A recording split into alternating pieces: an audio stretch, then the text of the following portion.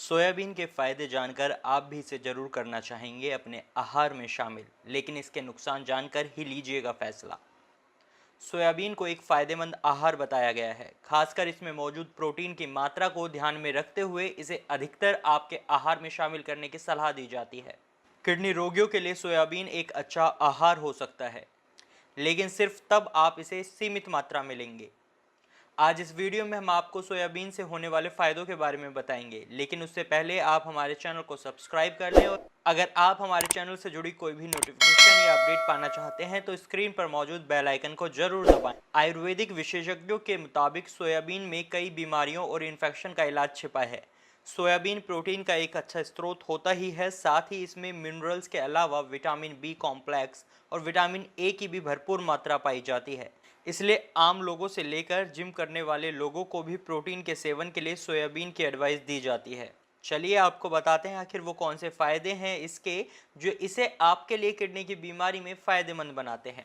पहला, सोयाबीन में प्रोटीन के अलावा फाइबर, मिनरल्स और फाइटोएस्ट्रोजेंस होते हैं। इसके अलावा इसमें सैचुरेटेड फैट की मात्रा भी कम होती है। साथ ही इसमें ना तो कोलेस्ट्रॉल होता है और ना ही लैक्टोज। इस लिहाज से सोयाबीन सेहत के लिए फ़ायदे की चीज़ है। सोयाबीन में iron, manganese, phosphorus, copper, potassium, zinc और सेलेनियम भी प्रचुर मात्रा में होता है। किडनी रोगियों के लिए यह पोषण काफ़ी मूल्यवान है, उनके लिए ये सभी जरूरी इलेक्ट्रोलाइट्स हैं। दूसरा है, सोयाबीन हेल्दी वेट गेन और वेट कम करने दोनों में ही मदद करता है, उसे सीमित मात्रा में खाया जाए तो। सोयाबीन में फाइबर और प्रोटीन अत्यधिक मात्रा में होता है, इसलिए यह उन लोगों के लिए भी फायदेमंद है जो वजन घटाना चाहते हैं और उन लोगों के लिए भी जो बढ़ते वजन को कम करना चाहते हैं। वजन नियंत्रण में ना रहना किडनी की बीमारी का मुख्य कारण है। इसे नियंत्रित रखने के लिए सोयाबीन एक अच्छा विकल्प है। तीसरा है, सोयाबीन डायबिटीज़ और हार्ट डिजीज़ की रोकथाम करने में भी मदद करता है। इसमें मौजूद अनसैचुरेटेड फैट्स भी बैड कोलेस्ट्रॉल के स्तर को कम करने में मदद करते हैं। इससे हार्ट संबंधी बीमारियों का खतरा कम हो जाता है। किडनी रोगियों में ये दोनों ही परेशानियां आम हैं, इसलिए आपके लिए इसका सेवन फायदेमंद रहेगा। अमेरिका के कैंसर रिसर्च इंस्टीट्यूट के अनुसार सोयाबीन में मौजूद फाइबर कोलोरेक्टल और कोलोन कैंसर के रिस्क को कम करता है।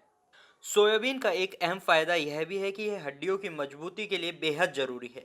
अक्सर महिलाएं घुटनों और कमर के दर्द की शिकायत करती हैं। ऐसा कमजोर हड्डियों या फिर नसों पर दबाव की वजह से होता है। चूंकि सोयाबीन में विटामिन, मिनरल्स के अलावा कैल्शियम, मैग्नीशियम और कॉपर जैसे पोषक तत्व पाए जाते हैं, इसलिए यह हड्डियों को मजबूत बनाने में मदद करता है। किडनी रोगियों में हड्डियां कमजोर हो जाती हैं, इसलिए उन्हें इसका सेवन करना ही चाहिए। किडनी की बीमारी से अलग इसका एक अहम फायदा यह भी है कि ये बर्थ डिफेक्ट्स को भी दूर करता है। इसमें मौजूद विटामिन बी कॉम्प्लेक्स और फोलिक एसिड प्रेग्नेंट महिलाओं के लिए बहुत जरूरी होता है। साथ ही यह भ्रूण के मानसिक विकास में भी मदद करता है। हालांकि सोयाबीन का सीमित मात्रा में ही सेवन करना चाहिए। तो ये थे सोयाबीन के कुछ फायदे। आप इसे आहार में शामिल करें, लेकिन डाइटिशियन से सलाह लेकर। किडनी कमजोर होने पर इसका सेवन हफ्ते में एक बार पर्याप्त है, लेकिन इससे पहले आप इसका सेवन शुरू करें, आपके लिए इसके कुछ नुकसान के बारे में भी जान लेना जरूरी है। कुछ केसेस में सोयाबीन से कुछ एलर्जी और नुकसान भी हो सकते हैं। जैसे कि सोयाबीन में कुछ ऐसे कंपाउंड्स होते हैं जो फीमेल हार्मोन एस्ट्रोजन को अनियंत्रित कर देते हैं। इससे महिलाओं में हार्मोन संबंधी गड़बड़ी हो सकती है। वहीं पुरुषों में इसके अत्यधिक सेवन से नपुंसकता और स्पर्म काउंट में कमी आ जाती है। इसलिए सोयाबीन का सेवन हर किसी को सीमित मात्रा में ही करना चाहिए। आपको बता दें, हम मानते हैं कि आयुर्वेद किडनी से जुड़ी समस्याओं का सबसे सफल उपचार है। तो अगर आप या आपका कोई भी परिजन किडनी की बीमारी से पीड़ित है तो कर्मा आयुर्वेदा में संपर्क करें और पाएं किडनी से जुड़ी हर समस्या का हल। कर्मा आयुर्वेदा का पता और हेल्पलाइन नंबर आपके स्क्रीन पर मौजूद हैं। किसी भी जानकारी के लिए आप दिए गए नंबर्स पर कॉल कर सकते हैं और हमारे एक्सपर्ट्स की राय ले सकते हैं। आशा है आपको ये वीडियो जरूर पसंद आया होगा। अगर हाँ तो वीडियो को लाइक और शेयर जरूर कीजिएगा। अगर वीडियो से जुड़ा कोई भी सवाल या सजेशन हो तो कमेंट बॉक्स में लिखकर हमें जरूर बताएं। ऐसी ही जरूरी जानकारी से भरपूर वीडियो लेकर हम जल्द ही फिर हाजिर होंगे। तब तक के लिए आप स्वस्थ रहें, खुश रहें। इस वीडियो को पूरा देखने के लिए धन्यवाद। तो ना केवल क्रेटिनाइन, ना केवल यूरिया, ना केवल अन्य सारे जो पैरामीटर्स वो कंट्रोल हुए, अल्टीमेटली एक पूरे परिवार को नया जीवन मिला है। शिव कुमारी जी को नया जीवन मिला है और इससे बड़ा संतुष्टि का हमारे लिए कोई पल नहीं हो सकता इस समय कि जब एक मरीज को जिंदगी मिले और उसको दोबारा जीने का मकसद मिले और वो दोबारा से अपनी हेल्थ जो है वो उसकी वापस आ जाए।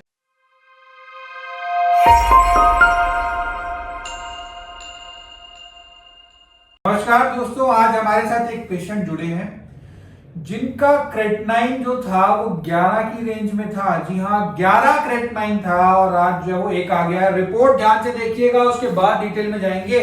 क्रेटनाइन 11.17 और उसके बाद देख सकते हैं क्रेटनाइन 1.35।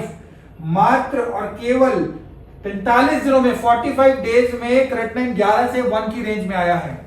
बात करेंगे, जानेंगे पेशेंट से क्या हुआ और किस तरीके से ये 11 तक पहुंचा और कैसे इंप्रूवमेंट आई।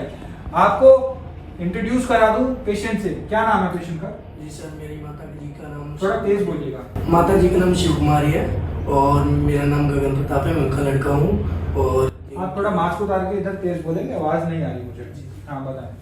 सर, मेरा नाम गगन है और हाँ। मेरा नाम गगन है और मेरी माता जी को किडनी प्रॉब्लम थी, तो उनके लिए अचानक से एक बार तबीयत खराब हो गई और हम उनको हॉस्पिटल लेके गए पास की इमरजेंसी में।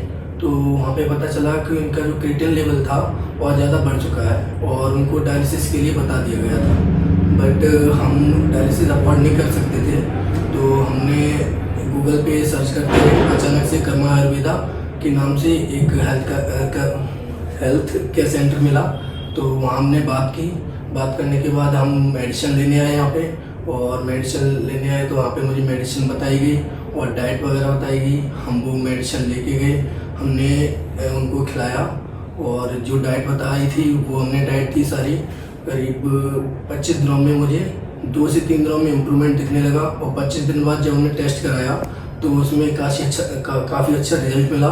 लगभग क्रिएटिनिन 11.17 था और जब मैंने 25 दिन बाद टेस्ट कराया तो उसमें 1.58 हो गया था। तो उसके बाद हमने दवाई कंटिन्यू रखी और 45 डेज बाद जब हमने टेस्ट कराया तो क्रिएटिनिन लेवल जो था 1.35 आ गया था। और उनको जो प्रॉब्लम थी वो 1 से 2 दिन में ख़त्म हो गई थी। वॉमिटिंग आना, दर्द होना, ये सारी थी, सूजन वगैरह थी, वो 4 से 5 दिन में ख़त्म हो गई। तो क्रेटनिन 11 था जब आए थे तो काफी ज्यादा समस्या थी उस समय। क्या बताया था डॉक्टर्स ने आपको? डॉक्टर ने मना कर दिया था। डॉक्टर ने बोला था या डायलिसिस करना स्टार्ट करो या फिर इनकी किडनी ट्रांसप्लांट कराओ। बट हम उतना अफोर्ड नहीं कर सकते, इतना पैसा नहीं था हमारे पास। और डायलिसिस जो था वो कंटिन्यू था, कभी इसकी कोई लाइफ नहीं थी, ऐसा बोलते थे। हम डर गए थे बहुत ज़्यादा, तो हमने डायलिसिस नहीं करवाया था। एक बार हमने डायलिसिस नहीं करवाया और हम डायरेक्ट फिर यहाँ पे ही आ गए थे। डायलिसिस बोला था कि डायलिसिस करवा लो। डॉक्टर ने बहुत सारा मुझे मतलब प्रेशर दिया, बट हम नहीं करवाए और डायरेक्ट फिर हम यहाँ पे आए और विदाउट डायलिसिस और क्रिएटिनिन लेवल जो था 45 दिन में 1.35 आ गए। बहुत अच्छा, काफी अच्छा इंप्रूवमेंट आया। तो माता जी संतुष्ट हैं? जी अच्छी है। तो डॉक्टर को दिखाया आपने, किसी नेफ्रोलॉजिस्ट को दिखाई रिपोर्ट्स? हाँ जी, उनको दिखाई है। और जिन्होंने बताया था डायलिसिस के लिए तो उन्होंने बोला बहुत अच्छी बात है, दवाई कंटिन्यू रखिए, दवाई बंद मत कीजिए। ये तो ऐसा हो गया जिसका होना नहीं चाहिए था। डायलिसिस के बहुत कम ही चांस है। जो मैंने तो सोचा ही, डॉक्टर ने तो यही बोल दिया था इसका कोई भी चांस नहीं है, विदाउट डायलिसिस ये ठीक हो जाए, यहाँ तक आ जाए। हमने बाहर भी थोड़ी रिलेशन है, उन डॉक्टर को भी भेजा रिपोर्ट ऑनलाइन द्वारा। उन्होंने डायरेक्ट इमरजेंसी डायलिसिस वगैरह बताया था।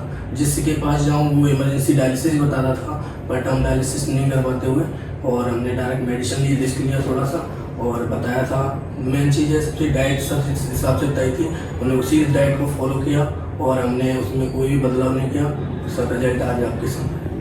बहुत अच्छा रिजल्ट आया है। मैं बता दूं, रिपोर्ट्स भी आपकी दिखा दूं। ये रेड क्लिफ लैब है जहां से इन्होंने टेस्ट कराया। कहाँ के निवासी हैं आप? जी, परमानेंट एड्रेस मेरा यूपी का है, मैनपुरी में रहता हूँ। मैनपुरी जी, और यहाँ पे बदरपुर न्यू दिल्ली रहता हूँ। अच्छा, बदरपुर जी। तो ये आपने नोएडा से टेस्ट कराए हैं जी। और इसमें देख सकते हैं 31 दिसंबर 2021 क्रेटनाइन जो है वो 11.17 है। यूरिया 290.8 है, 290.8 यूरिया है, 11.7 क्रेटनाइन है। 31 दिसंबर 2021 की रिपोर्ट है। डायलिसिस बता दिया था डॉक्टर ने, जिस डॉक्टर को दिखा रहे थे डायलिसिस बता दिया। उसके बाद फिर दोबारा इन्होंने टेस्ट कराया है। ये लैब जो है ये आपको किसने बताया था यहाँ से टेस्ट कराने की? ये सर हम ऑनलाइन रिपोर्ट मतलब ऑनलाइन चेक कर रहे थे। हमने बताया था यहाँ से टेस्ट कराने? आप अपने आप से करा दिया? हमने किसी डॉक्टर से कंसल्टेशन की, तो उसमें रिपोर्ट जो थी बहुत महंगी पड़ रही थी मुझे और हमको दी 10-15 दिन में करानी पड़ती थी। तो हमने ऑनलाइन सर्च किया और इसमें रेड क्लिफ आया और वो घर से सैंपल ले जाते हैं और ऑनलाइन रिपोर्ट्स वगैरह हमको भेज देते हैं और सैंपल रेड क्लिफ से सस्ती भी पड़ जाती हैं और मुझे प्रॉब्लम पेशेंट को ले जाने की प्रॉब्लम खत्म हो जाती है। तो अपने आप आपने निकाला चाहिए। देख सकते हैं 11.7 से ये 1.5 हो चुका है क्रेटिनाइन, 290 यूरिया, 40 यूरिया नॉर्मल हो चुका है यूरिया इस रिपोर्ट में। और आप देख सकते हैं यूरिक एसिड 9.9, 6.9 आ चुका है, नॉर्मल हो चुका है। फास्फोरस जो है 4.7 से 4 हो चुका है और कैल्शियम जो था वो 9.1 से 9.7 हो चुका है। क्लोराइड जो था वो भी इनका बैलेंस चल रहा है। सारी चीजें आप देख सकते हैं, मैं रिपोर्ट स्कैन करके भी लगा दूंगा। उसके बाद इन्होंने एक टेस्ट और कराया है 1.58 के बाद ये 1.35 के रेंज में आया है और ये रिपोर्ट कराई है 16 फरवरी की, जस्ट फॉर एक रीचेक इन्होंने कराया है। 16 फरवरी को 1.35 क्रेटिनाइन हो चुका है, यूरिया भी नॉर्मल हो चुका है इस रिपोर्ट के अनुसार। तो बहुत अच्छे रिजल्ट्स इनको विजिबल हुए हैं। साथ साथ गॉल ब्लैडर में स्टोन था आपके। जी गॉल ब्लैडर में स्टोन था, आप देख सकते हैं इसमें। सर गॉल ब्लैडर में स्टोन बताया था और ऑपरेशन के लिए उसके लिए बोल दिया था। हाँ। बट डॉक्टर के पास गया तो बोले पहले इसका डायलिसिस होगा, बट हमने कहा डायलिसिस बोले उसके बाद ऑपरेशन होगा। बट मैं यहाँ से दवाई ले गया, स्टोन की भी दवाई ले गया। तो अब जब चेकअप कराया, अल्ट्रासाउंड कराया तो गॉल ब्लैडर में कोई प्रॉब्लम नहीं आई है और स्टोन वगैरह उसमें बता रहे कि अब कुछ नहीं है, स्टोन तो एक भी नहीं बचा है। स्टोन भी नहीं है, गॉल ब्लैडर का स्टोन भी अब नहीं है, तो ये तो बहुत अच्छी बात है। एक तो गॉल ब्लैडर का स्टोन भी आपका रिमूव हुआ है, साथ साथ आपका किडनी का जो फंक्शन है वो भी नॉर्मल हो चुका है। किडनी स्मॉल हो गई थी और हमने जब अभी कल अल्ट्रासाउंड कराया है तो जो किडनी स्मॉल हो गई थी वो पहले से बेटर है, उसका साइज भी बढ़ गया। कहाँ है अल्ट्रासाउंड करवाया? वो अल्ट्रासाउंड मैं अभी दिखाना चाहूंगा सबको कि किस तरीके से गॉल ब्लैडर के स्टोन के साथ साथ किडनी का साइज भी बढ़ा है, किडनी का साइज भी इंप्रूव हुआ है। आप ये देखिए, ये सर पिछले जो सिटी स्कैन कराए थे उसमें ये 73 हो गया। तो इसमें देख सकते हैं जो किडनी का साइज है वो किस तरीके से इनका जो है वो नॉर्मल आया है इस रिपोर्ट में। Right kidney normal in size, left kidney normal in size, जो इन्होंने 16 फरवरी को कराया है टेस्ट। और इसमें किडनी का जो आपका CMD कॉर्टिकोमेडुलर डिफरेंशिएशन है वो भी नॉर्मल आया है, जो कि इस बात को साबित करता है, वेरीफाई करता है कि किडनी का फंक्शन जो है वो नॉर्मल हो चुका है। कॉर्टिकोमेडुलर डिफरेंशिएशन किडनी की नॉर्मल हो चुकी है। अल्ट्रासाउंड में भी ये वेरीफाई हो रहा है। अगर इससे पहले हम देखें तो राइट किडनी का जो साइज था वो काफी छोटा था, right kidney small in size है और उसका जो है अब साइज भी जो है वो नॉर्मल हो चुका है। तो ना केवल किडनी का साइज बढ़ा है, किडनी का कॉर्टिकोमेडुलर डिफरेंशिएशन बढ़ा है, साथ साथ किडनी का फंक्शन भी इंप्रूव हुआ है। तो बहुत अच्छे रिजल्ट्स नजर आए हैं शिव कुमारी नाम पेशेंट का। मेनपुरी निवासी शिव कुमारी जो अभी जो है बगलपुर दिल्ली में रह रहे हैं, लेकिन ओरिजिनली जो है मेनपुरी से हैं। तो क्या संदेश देना चाहेंगे, क्योंकि आपके जैसे ना जाने कितने सैकड़ों हजारों लाखों मरीज हैं जो पूरे भारत में, पूरे विश्व में इस गंभीर बीमारी से जूझ रहे होते हैं और अल्टीमेटली वो इधर जा रहे हैं, डायलिसिस करा रहे हैं, ट्रांसप्लांट करा रहे हैं। क्या मैसेज देना चाहिए? सर यही है कि अचानक से डॉक्टर के पास हम जाते हैं, डॉक्टर इस तरीके से ट्रीट करता है हमको जो घबरा जाते हैं, तो उसमें कुछ भी हम सोच नहीं सकते हैं। तो हमें उनको भी इसी तरीके से किया गया था। एक हमारा फ्रेंड है, वो डॉक्टर है, अजीत नाम है उसका, तो नोएडा में काम कर रहा है। उसने बताया था कि डायलिसिस गगन बहुत लंबा प्रोसेस है जिसको हम लोग नहीं करा सकते हैं हाल फिलहाल में, कि हमारे पास इतना पैसा भी नहीं हो सकता है। तो जहाँ तक ऐसे ही रखिए। और फिर हम घर पे ले आए थे, हॉस्पिटल छुट्टी करा के डायलिसिस नहीं करवाया था। डायलिसिस के लिए हमने भर्ती कर दिया था, अचानक से माइंड में ऐसा कुछ आया जो हम डायलिसिस छुट्टी करा रहे, डायलिसिस नहीं करवाते हुए। और उसके बाद हमने ये टेस्ट कराया, वो यहाँ पे दवाई ली तो ठीक हुआ।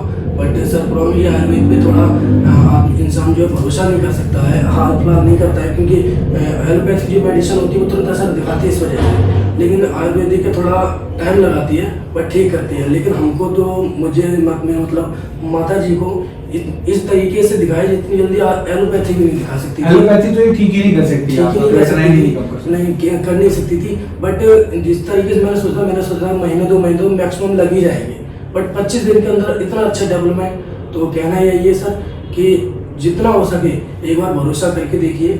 और मेरे लिए तो मेरी माता जी के लिए कर्मा आयुर्वेदा और डॉक्टर पुनीत सर, जिनको मैंने अभी तक नहीं देखा है, और वो उनके भगवान है एक तरीके से। ठीक है। माता जी तो जब देखो तो एक हमारे तो भगवान आएंगे, डॉक्टर ने तो मना कर दिया था, बोले कि जितने दिन रखे रह सके ऐसे रखो उनको। तो हम तो बहुत बहुत धन्यवाद करना चाहेंगे उनका। तो थैंक यू सो मच। तो मैं डॉक्टर पुनीत इसी बात पे आप सबको बताना चाहूँगा कि ये किडनी का जो समस्या है बड़ी गंभीर है, और गंभीर समस्या के कारण जो है ये समस्या बढ़ती चली जाती है, जिस वजह से डायलिसिस, ट्रांसप्लांट और इस तरह की समस्या प्रॉब्लम आनी शुरू हो जाती है। तो ना केवल क्रेटिनाइन, ना केवल यूरिया, ना केवल अन्य सारे जो पैरामीटर्स है वो कंट्रोल हुए हैं, अल्टीमेटली एक पूरे परिवार को नया जीवन मिला है, शिव कुमारी जी को नया जीवन मिला है। और इससे बड़ा संतुष्टि का हमारे लिए कोई पल नहीं हो सकता इस समय, कि जब एक मरीज को जिंदगी मिले और उसको दोबारा जीने का मकसद मिले और वो दोबारा से अपनी हेल्थ जो है वो उसकी वापस आ जाए। तो इसी बात पे शिव कुमारी जी को बहुत सारी दुआएं हमारी तरफ से, और उनको बहुत जल्दी और भी स्वास्थ्य उनका बना रहे और भी स्वास्थ्य लाभ उनको, हमारी यही शुभकामनाएं उनके साथ। ठीक है, थैंक यू सर।